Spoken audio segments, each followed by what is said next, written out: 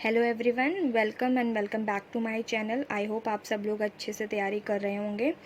आज इस वीडियो में मैं ईसीजीसी के लिए जो स्टैटिक डेटा होता है उसका सेकंड पार्ट लेकर आई हूँ। इसका मैंने फर्स्ट पार्ट बना दिया है जिसमें मैंने ईसीजीसी की पूरी हिस्ट्री और ऑब्जेक्टिव्स, विजन, मिशन सब कुछ बताया है। जिसने नहीं देखा है पहले वो वाली वीडियो देख ले जाकर, उसके बाद ये वाली वीडियो को कंटिन्यू कीजिएगा क्योंकि ये उसी का ही सेकंड पार्ट है।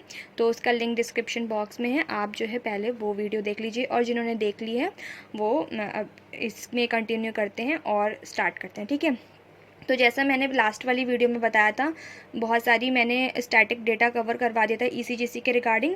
तो कुछ जो स्टैटिक डेटा है वो विकीपीडिया पे मिला है मुझे, मैं वो आपको बता देती हूँ। ठीक है, तो सबसे पहले जो ईसीजीसी के रिकॉर्ड्स हैं, उसने क्या क्या रिकॉर्ड्स नोटेबल रिकॉर्ड्स हैं वो आप पढ़ लेंगे यहाँ पे। सबसे पहले ये जो है लार्जेस्ट पॉलिसी, तो अभी तक की जो लार्जेस्ट पॉलिसी ईसीजीसी की रही है वो रही है शॉर्ट टर्म पॉलिसी है। कितने करोड़ की? 450 करोड़ की, 450 करोड़ की। ठीक है, largest database on buyers 8 lakhs. तो मतलब बायर्स का जो डेटाबेस लार्जेस्ट वो किसके पास है? ईसीजी के पास। कितना है? ईसीजीसी के पास कितना? 8 लैक्स की है। ठीक है, लार्जेस्ट क्रेडिट लिमिट कितनी है? 80 करोड़ की। कितनी? जो लार्जेस्ट क्रेडिट लिमिट है वो अभी तक की कितनी है? 80 करोड़ की है। लार्जेस्ट क्लेम पेड, जो अभी तक का लार्जेस्ट क्लेम जो है ईसीजीसी ने पेड किया है वो कितना है? 540 करोड़। ठीक है, उसके बाद quickest claim paid in 2 days, यानी कि जो सबसे जल्दी जो क्लेम है उसको ईसीजीसी ने पे किया वो कितने दिनों में किया है? 2 दिन में किया है। हाईएस्ट कंपनसेशन, तो सबसे ज़्यादा कंपनसेशन किसको दिया है? इराक को दिया है। कितना? 788 करोड़। ठीक है, तो ये नॉर्मल सी जो है उसके वैसे मुश्किल है आना, बट फिर भी हम सब कुछ कवर करते हुए चलेंगे। ठीक है, नेक्स्ट है आपका government of India approves capital infusion in ECGC and corpus to NEIA. Actually ये न्यूज़ थोड़ी पहले की है, ठीक है, लेकिन ईसीजीसी से रिलेटेड है। आई थिंक ये सितंबर नवंबर की है, लेकिन ईसीजीसी से रिलेटेड है इसलिए मैंने इसको इसमें इंक्लूड किया है क्योंकि ये गवर्नमेंट ने यहाँ पर अप्रूवल दिया था कैपिटल इन्फ्यूजन का ईसीजीसी में, तो इसलिए थोड़ा सा इंपॉर्टेंट बन जाता है, आ सकता है। ठीक है, तो government of India approved ₹4,400 crore investment in ECGC limited in 5 years to provide support to exporters as well as banks and continuation of the National Export Insurance Account Scheme and infusion of ₹1,650 crore grant in aid over 5 years। तो government of India ने कितने करोड़ का investment किया ECGC में? 4400 करोड़ का investment किया है 5 साल के लिए। क्यों? ताकि ये ईसीजीसी जो है जितने भी एक्सपोर्टर्स हैं और बैंक्स हैं उनको जो है सपोर्ट प्रोवाइड करवा सके फर्दर। और जो है national export insurance account scheme है, उसके बारे में मैं बताऊंगी वो क्या है। तो उसका कंटिन्यूएशन जो है वो चलता रहे, इसके लिए जो है उन्होंने कैपिटल का इन्फ्यूजन किया है। ठीक है, उसके बाद यहाँ पर एक ग्रांट इन एड, मतलब एक ग्रांट और प्रोवाइड की है 5 साल के लिए, वो है 1650 करोड़ की। तो ठीक है, ये याद रख लीजिएगा। और national export insurance account NEIA की फुल फॉर्म याद रख लीजिएगा। कभी कभार जो है ईसीजीसी ऐसे मतलब शॉर्ट फॉर्म देता है और उसमें से किसी एक वर्ड की फुल फॉर्म पूछ लेता है। ठीक है, तो नेशनल एक्सपोर्ट इंश्योरेंस अकाउंट, ठीक है ये स्कीम। लेकिन जो ये एक तरीके का अकाउंट, इसमें स्कीम के अंदर एक अकाउंट होता है जिसको बोलते हैं नेशनल एक्सपोर्ट इंश्योरेंस अकाउंट। ठीक है, नेक्स्ट है major benefits of providing capital to ECGC and corpus to NEIA is as below. तो मतलब जो भी अपनी गवर्नमेंट जो प्रोवाइड कर रही है ईसीजीसी को कैपिटल और NEIA को कॉर्पस जो उसने प्रोवाइड किया, तो उसके क्या क्या बेनिफिट्स रहने वाले हैं वो देख लेते हैं। 88,000 crore increase in risk underwriting capacity of ECGC to support additional exports of ₹5.28 lakh crore. ठीक है, तो जो ईसीजीसी की कैपेसिटी है उसके रिस्क अंडर राइटिंग में कितना इंक्रीमेंट हो जाएगा? 88,000 करोड़ रुपीज़ का। ठीक है, और एडिशनल एक्सपोर्ट मिल जाएगा ईसीजीसी को टू सपोर्ट कितना सपोर्ट, कितना रिस्क कवर प्रोवाइड करने का, 5.28 लाख करोड़ का, ठीक है। नेक्स्ट है enable ECGC to extend export credit risk insurance covers to around 25,000 exporters. तो जाहिर सी बात है, अगर यहाँ पर क्या बोलते हैं कैपिटल का इन्फ्यूजमेंट हुआ है, कैपिटल इन्फ्यूज़ हुआ है, तो इसका मतलब है ज़्यादा आप काम कर पाएगी, ज़्यादा लोगों को जो है कवर कर पाएगी, इंश्योरेंस ज़्यादा लोगों को दे पाएगी। तो यहाँ पर एक्सपोर्टर्स कितने होंगे, 25,000 एक्सपोर्टर्स को यहाँ पर ये हेल्प कर पाएगी। Capital infusion in NEIA to help tap the huge potential of project exports in focus markets. तो जितना भी कैपिटल इन्फ्यूजन हो रहा है NEIA में, वो कहाँ हेल्प करेगा, जो भी आपके कोई एक फोकस मार्केट किसे कहते हैं, किसी एक प्रोडक्ट के लिए जो मार्केट होती है। जैसे मान लीजिए पेन बेचना है, तो पेन बेचने के लिए आप कहाँ पर जाओगे, उन लोगों के पास जो पेन यूज़ करते हैं, तो वो पेन की फोकस मार्केट होगी। इसी तरीके से जो एक्सपोर्ट की फोकस मार्केट है, वहाँ पर जो है मतलब अपने पोटेंशियल को क्या करना है, बढ़ाना है, ठीक है। अब NEIA है क्या, वो देख लेते हैं। The NEIA trust was set up in 2006 to promote medium and long term MLT project exports by enabling credit and political insurance. तो NEIA की फुल फॉर्म तो हमने देख ली थी। वो कब सेटअप हुआ था, 2006 में सेटअप हुआ था। किस लिए सेटअप हुआ था, प्रमोट करने के लिए मीडियम और लॉन्ग टर्म प्रोजेक्ट्स को, छोटे मतलब और लॉन्ग टर्म जो ज़्यादा टाइम तक चलने वाले उन वाले प्रोजेक्ट को, मतलब उन पर क्रेडिट और पॉलिटिकल इंश्योरेंस देने के लिए, ठीक है। NEIA क्या प्रोवाइड करता है, NEIA provides additional support to the cover provided by ECGC। जो भी ECGC कोई भी कवर प्रोवाइड करता है, तो NEIA उस पर एडिशनल कवर प्रोवाइड करता है, ठीक है। जैसे मान लीजिए कुछ ऐसे कवर्स हैं, ऐसे इंश्योरेंस कवर्स है जो ECGC के अंडर नहीं आते, जो ECGC प्रोवाइड नहीं कर सकता, तो वो कौन प्रोवाइड करता है, आपका NEIA प्रोवाइड करता है, ठीक है। It also support to EXIM banks for buyer's credit BC NEIA tied to project exports from India. तो जो NEIA है वो एग्जिम बैंक को भी सपोर्ट करता है बायर्स के क्रेडिट के लिए, जो कि एक्सपोर्ट करते हैं इंडिया से, ठीक है। इतना काफ़ी है, इससे ज़्यादा पढ़ने की ज़रूरत नहीं है। नेक्स्ट है आपकी रेमिशन of duties and taxes on export products scheme, RODTEP, RoDTEP scheme. ये भी आपकी थोड़ी पुरानी है, सितंबर 2021 की है न्यूज़। तो ये न्यूज़ में क्यों थी, क्योंकि इसमें भी कुछ जो है पैसा सेंक्शन किया गया था गवर्नमेंट के द्वारा। तो उसको पढ़ लेते हैं। देखिए, यहाँ से हो सकता है कि आपकी फुल फॉर्म पूछ ली जाए, तो फुल फॉर्म अच्छे से याद कर लीजिएगा। RODTEP की फुल फॉर्म क्या है, remission of duties and taxes on export products, ठीक है। कब स्टार्ट हुई थी, started in January 2021 as a replacement for the merchandise export from India scheme. तो एक स्कीम हुआ करती थी जिसका नाम था merchandise export from India scheme, MEIS। उसके रिप्लेसमेंट में ये स्कीम बनाई गई थी जनवरी 2021 में, which was not compliant with the rules of world trade organisation. तो वर्ल्ड ट्रेड ऑर्गेनाइजेशन के जितने भी रूल्स थे, वो उससे मतलब उसको फॉलो नहीं करती थी। जो स्कीम थी उसके कंप्लाइंट नहीं थी, इसलिए उसको हटाकर ये वाली स्कीम लाई गई, ठीक है। ₹12,454 crore sanction for the scheme in the FY 2020-22, ठीक है। तो जो 2021 और 2022 फिस्कल ईयर है, उसमें जो है 454 करोड़ रुपए इस स्कीम के लिए प्रोवाइड की हैं, ठीक है। ये एक WTO कंपैटिबल जो है आपकी स्कीम है, मतलब जो MEIS थी वो WTO के कंपैटिबल नहीं थी, बट ये है, ठीक है। बस इतना काफ़ी है।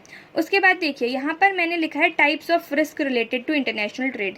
देखिए, ECGC क्या करता है, जो भी रिस्क रहते हैं एक्सपोर्ट या इंटरनेशनल ट्रेड से, उनको उनमें से कुछ को कवर करता है, कुछ को क्या बोलते हैं, इंश्योरेंस प्रोवाइड करता है।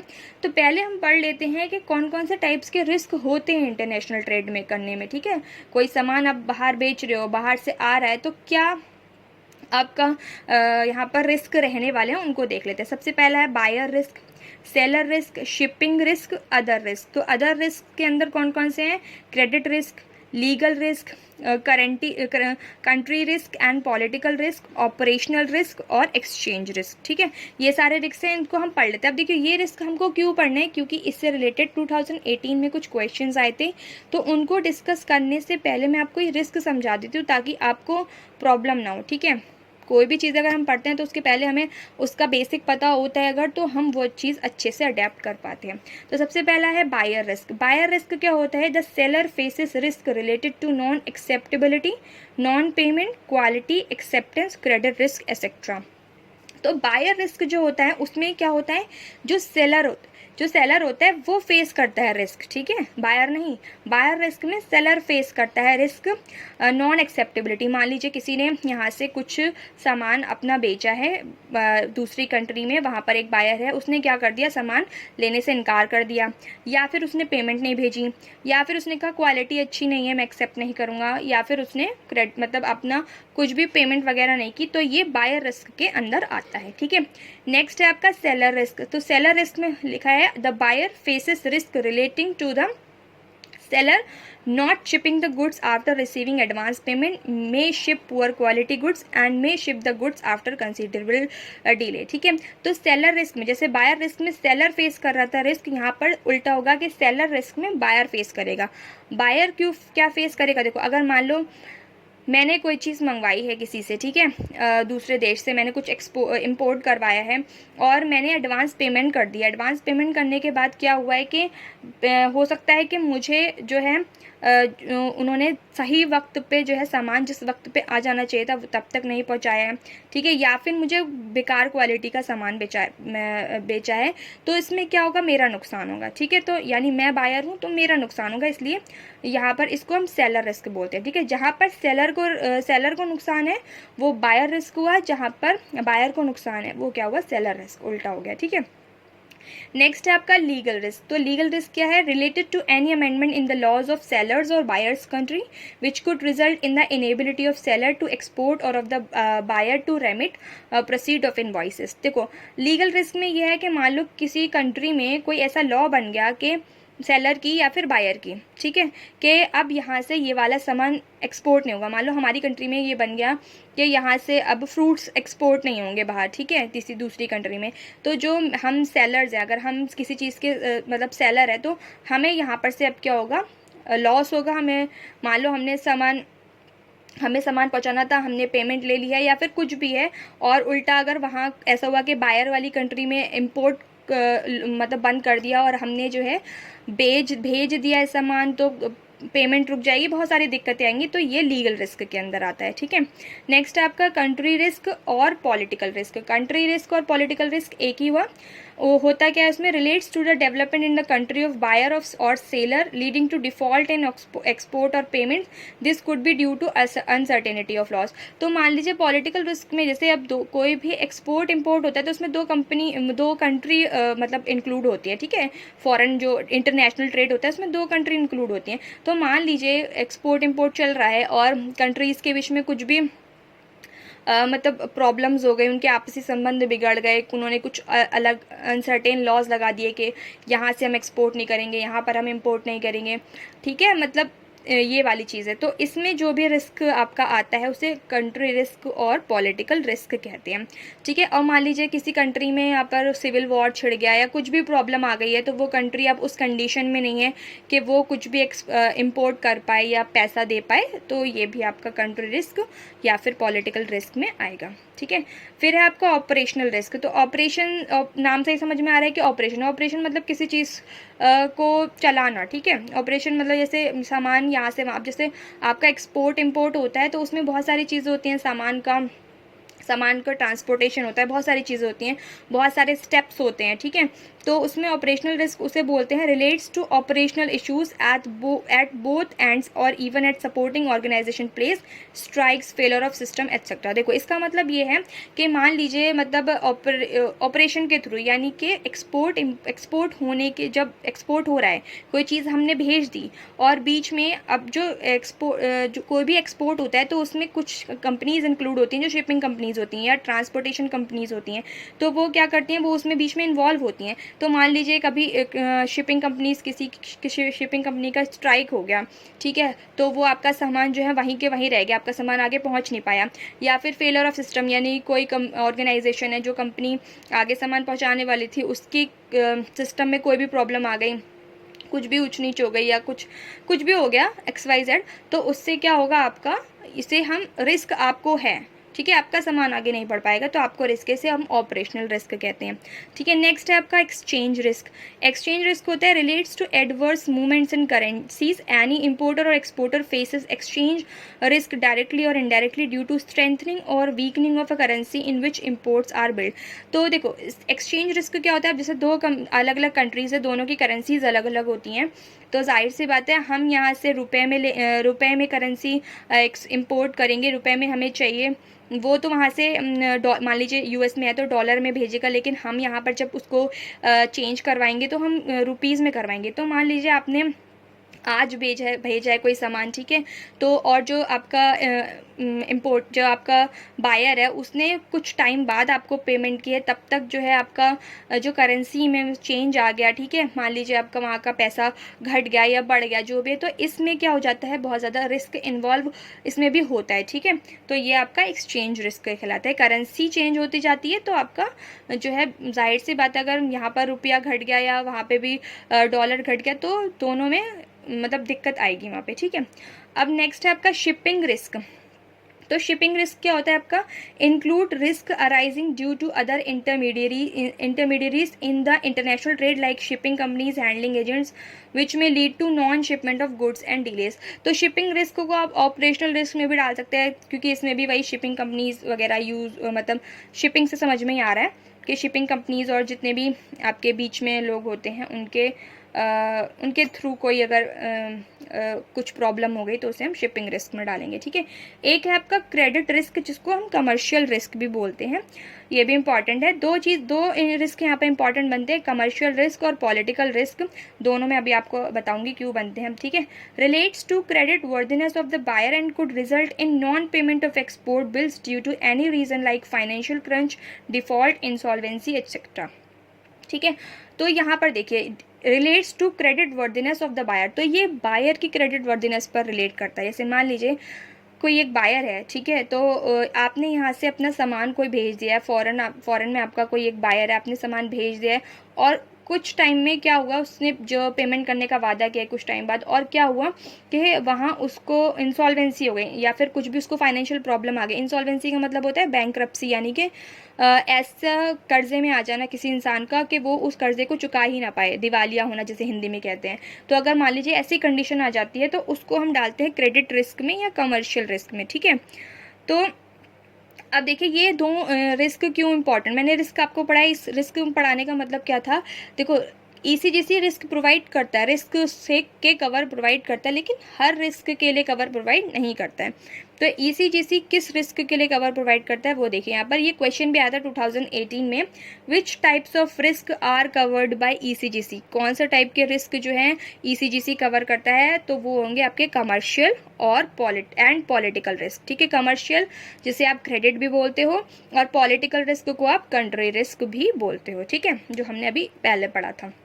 एक क्वेश्चन और पूछा था, civil war is related to with which risk, कौन से रिस्क से सिविल वॉर रिलेटेड है। तो सिविल वॉर कहाँ होता है, आपका कंट्री के अंदर होता है। ठीक है, तो जाहिर सी बात है, मैंने बताया था कि कंट्री में कुछ किसी पर्टिकुलर कंट्री में कुछ प्रॉब्लम हो जाए, कुछ युद्ध छिड़ जाए या कोई भी प्रॉब्लम आ जाए या उनकी इकोनॉमी गिर जाए, ठीक है, तो क्या होगा आपका वहाँ पर पॉलिटिकल रिस्क आएगा। तो इसलिए सिविल वॉर भी आपका किससे रिलेटेड होगा, पॉलिटिकल रिस्क से रिलेटेड होगा। ठीक है, तो रिस्क पढ़ाने का मेरा मेन पॉइंट यही था कि आपको ये दो क्वेश्चन अच्छे से समझ में आ जाए। हालांकि 2021 में कुछ नहीं पूछे गए थे इस टाइप के क्वेश्चन, फिर भी अनसर्टेन सिचुएशन के लिए तैयार रहना चाहिए। ठीक है, नेक्स्ट है आपका, देखो अब ईसीजीसी क्या प्रोवाइड करता है, रिस्क कवर प्रोवाइड करता है। ठीक है, अब हमने पढ़ लिया कमर्शियल और पॉलिटिकल रिस्क कवर प्रोवाइड करता है। तो आरबीआई ने एक रूल मतलब बैंक्स के ऊपर लगाया कि आपको क्या करना है, जितनी भी कंट्रीज़ होती है, जैसे ईसीजीसी ये भी इंफॉर्मेशन प्रोवाइड करता है कि कौन सी मतलब कहाँ पर उसके पास इंफॉर्मेशन होती है कि किसके पास आपको आपको किसको एक्सपोर्ट करना है चीज़ें, कौन रिस्क मतलब कौन सही है, उसके पास जानकारी मतलब सब रहती है कि किसके पास अच्छी मतलब इकोनॉमी है, अच्छा वो है जिससे वो आपके पैसे भी लौटाएगा, मतलब आपकी बिल सही से पे करेगा, तो वो नॉलेज ईसीजीसी के पास रहती है। तो इसी के अंडर आरबीआई ने बैंक्स भी रिस्क प्रोवाइड करते, रिस्क कवर प्रोवाइड करते। तो आरबीआई ने बैंक से ये बोला है कि आपको क्या करना है, जितनी भी कंट्रीज़ हैं उनकी कंट्री रिस्क रेटिंग करनी है, ठीक है, कि ये वाली कंट्री है, इसको मतलब इसमें क्या है, एक्सपोर्ट करना अच्छा है या नहीं है, इसमें कौन सी कंट्री में हाई रिस्क है, कौन सी कंट्री में लो रिस्क है, मतलब किस में करना अच्छा रहेगा, किस में करना अच्छा नहीं रहेगा। तो ये जो है हर बैंक के लिए बोला गया है। लेकिन अगर कोई बैंक नहीं करता है ये चीज़, तो ईसीजीसी जो है, ईसीजीसी ने जो भी कंट्री रिस्क क्लासिफिकेशन किए हैं वो बैंक ईसीजीसी वाले क्लासिफिकेशन को फॉलो कर सकता है। तो ईसीजीसी के जो क्लासिफिकेशंस हैं वो पढ़ लेते हैं, वो किस तरीके से उन्होंने बनाए हैं, ठीक है। तो ईसीजीसी का एक 7 fold classification of country risk, ठीक है। तो यहाँ पर पहले तो 3 कैटेगरी हैं, एक है ओपन कैटेगरी, दूसरी है रिस्ट्रिक्टेड कवर ग्रुप 1 और तीसरी है रिस्ट्रिक्टेड कवर ग्रुप 2। तो सबसे पहले हम ओपन कैटेगरी पढ़ते हैं। ओपन कैटेगरी में यहाँ पर 7 फोल्ड की क्लासिफिकेशन यहाँ पर है, ईसीजी से प्रोवाइड करता है, A1 A2 B1 B2 C1 C2 and D, ठीक है। A1 हो गया आपका इनसिग्निफिकेंट रिस्क, इनसिग्निफिकेंट मतलब बहुत कम, मतलब जिसको माना ही नहीं जाएगा वो वैसा रिस्क, बहुत कम रिस्क है, आप अच्छे से मतलब उस कंट्री में प्रोवाइड मतलब एक्सपोर्ट कर सकते हो। A2 है आपका लो रिस्क, कम रिस्क है।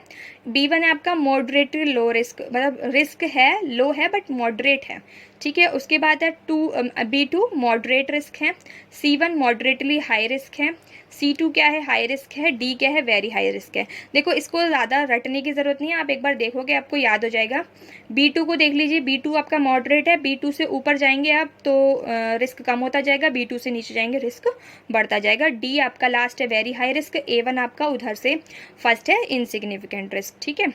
अब देखिए एक है आपका दूसरा कैटेगरी है आपकी restricted cover group first. Restricted cover group first क्या होता है, जैसे पहले कोई भी आपका जो कंट्री होती है उसको ओपन कैटेगरी में डाला जाता है, दूसरा रिस्ट्रिक्टेड कवर ग्रुप में उसको डाल दिया जाता है, मतलब जहाँ पर आपकी लिमिट्स जो है वो रिवॉल्विंग लिमिट्स प्रोवाइड करता है, जो कि ईसीजीसी ही अप्रूव करता है, ठीक है। और वो कितने साल के लिए वैलिड होती है, 1 साल के लिए वैलिड होती है, ठीक है। कुछ केसेस में क्या होता है, कंट्रीज़ को रिस्ट्रिक्टेड कवर ग्रुप 2 में रख दिया जाता है, उसमें क्या होता है आपका अप्रूवल जो है, स्पेसिफिक अप्रूवल दिया जाता है, वो ईसीजीसी प्रोवाइड करता है, ठीक है, मेरिट्स के बेसिस पे।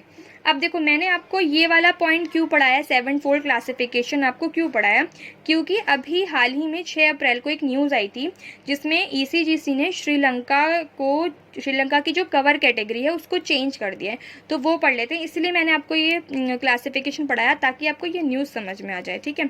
तो ECGC reviews country risk rating of Sri Lanka and change the cover category from open cover to restricted group 1 RCC1, the changes effective from 7 April 2022। तो ईसीजीसी ने क्या किया है, श्रीलंका की जो कंट्री रिस्क रेटिंग उसने पहले उसको ओपन कैटेगरी में रखा था, जो कि मैंने आपको समझा दी क्या होती है, ओपन कैटेगरी में रखा था, अब उससे क्या कर दिया है, चेंज करके रिस्ट्रिक्टेड कवर ग्रुप 1 यानी RCC1 में रख दिया है। और ये चेंज कब से इफेक्टिव होगा, 7 अप्रैल 2022 से, जो कि हो चुका है, ठीक है। तो ये पूरी आपके पार्ट 2 था ईसीजीसी का, जितना भी डेटा रह गया था वो सब मैंने इसमें कवर कर दिया। इसकी PDF आपको टेलीग्राम चैनल पर मिल जाएगी, टेलीग्राम चैनल का लिंक डिस्क्रिप्शन बॉक्स में है और टेलीग्राम ग्रुप का भी लिंक डिस्क्रिप्शन बॉक्स में है, जिसको ज्वाइन करना है वो ज्वाइन कर सकता है। Thank you and have a